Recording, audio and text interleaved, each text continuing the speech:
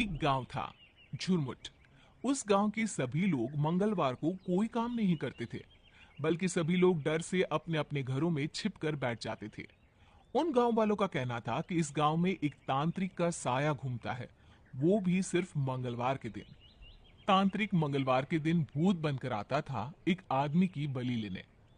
और आज सोमवार था, इसलिए सभी अपने खेतों में जल्दी जल्दी काम निपटाकर घर के लिए जा रहे थे। अरे भाई, काम खत्म हो गया हो तो घर चले। रात होने वाली है और कल मंगलवार है। पता है ना, मंगलवार यानी एक आदमी की बलि। हाँ हाँ, याद है। थोड़ा सा काम रह गया है बस, फिर चलता हूँ। तुम जाओ, मैं आ जाऊंगा। ठीक है भाई, फिर मैं चलता हूँ। पर समय से घर पहुंच जाना। सभी लोग अपने अपने खेतों का काम खत्म करके घर जा चुके थे, पर सत्तू अभी भी खेतों में काम कर रहा था। हाँ, चलो काम तो खत्म हो गया। कल का भी काम मैंने आज ही खत्म कर लिया। एक दिन अपना क्यों खराब करूं मैं। वक्त बहुत हो गया है, जल्दी घर चला जाए अब। सत्तू घर जा ही रहा होता है कि उसके सामने एक साया आकर खड़ा हो जाता है। अरे, कौन हो भाई, और मेरा रास्ता रोके क्यों खड़े हो? हटो सामने से और जाने दो मुझे। वो साया तांत्रिक का साया होता है। तुझे कैसे जाने दूं? तू चला गया तो मैं किसकी बलि दूंगा? बलि? कौन हो भाई, और क्यों डरा रहे हो मुझे? जरा शक्ल तो दिखाओ अपनी। तांत्रिक जैसे ही सत्तू को अपनी सूरत दिखाता है, सत्तू डर से थर थर कांपने लगता है। छोड़ दो मुझे, मुझे जाने दो। वैसे भी आज तो सोमवार है, तुम तो मंगलवार को बलि लेते हो ना। अरे मूर्ख, जरा ध्यान से देख। मंगलवार दिन शुरू हो गया है। 12 कब के बज चुके हैं। अब तू तैयार हो जा बलि के लिए। तांत्रिक उसकी एक नहीं सुनता और सत्तू को मार देता है। उसके हाथ पैर उसके धड़ से अलग करके खेतों में फेंक देता है। पूरा दिन मंगलवार को घर से बाहर कोई नहीं निकलता। मंगलवार का दिन खत्म होते ही सत्तू की पत्नी शांता पूरे गांव में अपने पति को ढूंढती है। काका, काका, क्या आपने मेरे पति को कहीं देखा है? परसों से वो घर नहीं आए। मैंने नहीं देखा बेटी। तभी शांता को दूर से शोर आता सुनाई पड़ता है। वो उस शोर के नजदीक जाती है तो वहां देखकर हैरान रह जाती है, क्योंकि वहां उसके सामने उसके पति की लाश पड़ी थी, जिसके हाथ पैर गायब थे। चुन्नू के बापू, आप हमें छोड़कर नहीं जा सकते। मुझे पता है ये सब उसी तांत्रिक ने किया है। मैंने रात को ही बोला था सत्तू को कि जल्दी घर चले, पर उसने मेरी एक ना मानी।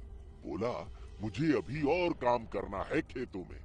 अब देखो तांत्रिक के साये ने उसका कितना बुरा हश्र किया। सभी गांव वाले मिलकर सत्तू का अंतिम संस्कार कर देते हैं। पूरे गांव में मातम छाया होता है। धीरे धीरे दिन बीतने लगे और फिर हफ्ता पूरा हुआ। मंगलवार फिर से आ गया। सभी घरों में छिपकर बैठे थे। ये सब कितने दिन और चलेगा? एक एक करके गांव के सभी लोग मरते जा रहे हैं। वो तांत्रिक का साया किसी को नहीं छोड़ेगा। एक दिन हमारा नंबर भी आ जाएगा मरने का। शुभ शुभ बोलिए जी, आप ऐसा क्यों सोचते हैं? जब तक हम मंगलवार के दिन अपने घर में हैं, तब तक वो हमारा कुछ नहीं बिगाड़ सकता। शाम का समय था, तभी बाहर से भैंसों की जोर जोर से चिल्लाने की आवाज आती है। वो भैंसें बंसी की ही होती है। ये भैंसें इतना काहे चिल्ला रही है? इनके लिए तो मैंने पहले से ही पानी और चारा रख दिया था, फिर क्या हुआ? अरे भगवान, हो सकता है उनके नजदीक कोई सांप हो। ये गांव है, खुले में सांप बिच्छू तो घूमते ही रहते हैं। अब क्या करें? कहीं भैंसों को काट लिया तो? इन्हीं भैंसों का दूध बेचकर ही तो हम अपना घर चलाते हैं। मुझे बाहर जाकर देखना होगा। आज मंगलवार है और आप बाहर जाने की बात कर रहे हैं। नहीं नहीं, मैं आपको बाहर नहीं जाने दूंगी। अरे सुषमा, ये जानवर भी तो हमारे ही घर के सदस्य हैं। उन्हें हम मुसीबत में कैसे छोड़ सकते हैं भला? हाँ? बंसी अपनी पत्नी की नहीं सुनता। और घर से बाहर आकर अपनी भैंसों को देखने लगता है। वहां उनके आसपास कोई नहीं होता। तभी बंसी की नजर तांत्रिक के साए पर पड़ती है। वो साया भैंसों की आड़ में ही था। उसी साए को देखकर भैंसें चिल्ला रही थी। आज मेरी बलि पक्की है। मैं बिना बलि लिए यहाँ से कैसे जा सकता हूँ? छोड़ दो मुझे, मुझे जाने दो। मेरे छोटे छोटे बच्चे हैं, रहम करो मुझ पर। वहां दूर खिड़की से सुषमा ये सब देखकर जोर जोर से चिल्लाने लगती है। अरे गांव वालों, तांत्रिक से मेरे पति को बचाओ, नहीं तो वो मेरे पति की भी बलि चढ़ा देगा। पर उसकी आवाज सुनकर कोई भी अपने घर से बाहर नहीं निकलता। सभी खिड़की से खड़े खड़े तमाशा देख रहे थे। बस किसी की हिम्मत नहीं होती है बंसी को बचाने की। सबको अपनी जान की पड़ी थी। तभी तांत्रिक बंसी के धड़ से उसका सर अलग कर देता है। मार दिया उसने मेरे पति को, अब मैं जीकर क्या करूंगी? अरे ओ तांत्रिक, मुझे और मेरे बच्चों को भी मार दे। अभी नहीं, अगले मंगलवार को आऊंगा फिर से एक बलि लेने। तांत्रिक डरावनी हंसी हंसते हुए वहां से गायब हो जाता है। फिर से गांव में मातम छा जाता है। सुबह होते ही सभी गांव वाले सरपंच के पास जाते हैं। सरपंच जी, ये सब कब तक चलेगा? एक एक करके वो तांत्रिक सभी को मारता जा रहा है। सब पता होने पर भी हम हाथ पे हाथ रखकर कैसे बैठ सकते हैं? नरेश बिल्कुल सही बोल रहा है सरपंच जी। अब आप ही बताइए क्या करें जिससे कि तांत्रिक का साया इस गांव से हमेशा के लिए चला जाए। अब आप सबकी जिम्मेदारी मैं लेता हूँ। अगले मंगलवार किसी भी गांव वाले की जान नहीं जाएगी। मतलब क्या है आपका सरपंच जी? किसी की जान नहीं जाएगी? कुछ समझ में नहीं आया। मतलब ये है कि हमारे पास एक हफ्ता है। अगर मैं कुछ नहीं कर पाया तो मैं खुद तांत्रिक के सामने अपनी बलि दे दूंगा। सरपंच की ये बातें सुनकर सभी हैरान रह जाते हैं। अगले दिन सरपंच बड़ी गहरी सोच में डूबा हुआ हुक्का पी रहा था। तभी शहर से उसका पोता मानव वहां आता है। बताओ तो कौन है? इन हाथों के स्पर्श को मैं कैसे भूल सकता हूँ? ये हाथ मेरे पोते मानव के हैं। दादाजी, आपने मुझे झट से पहचान लिया, वो भी बिना देखे। मानव अपने दादाजी के पैर छूता है। दादाजी, आप कैसे हैं? अच्छा पहले ये बताइए, मैंने देखा आप बड़ी गहरी सोच में बैठे हुए थे। ऐसा क्या सोच रहे थे कि मेरे आने की आहट भी आपने नहीं सुनी? हमेशा तो आप मेरी आहट से ही मुझे जान जाते थे। ऐसा कुछ नहीं है। अच्छा बताओ, मेरा मानव बेटा कैसा है? शहर का खाना खाने से तू कितना दुबला पतला हो गया है। मेरी बात दादाजी ने काट दी। मुझे लगता है जरूर कोई खास बात है जो दादाजी मुझे बताना नहीं चाहते।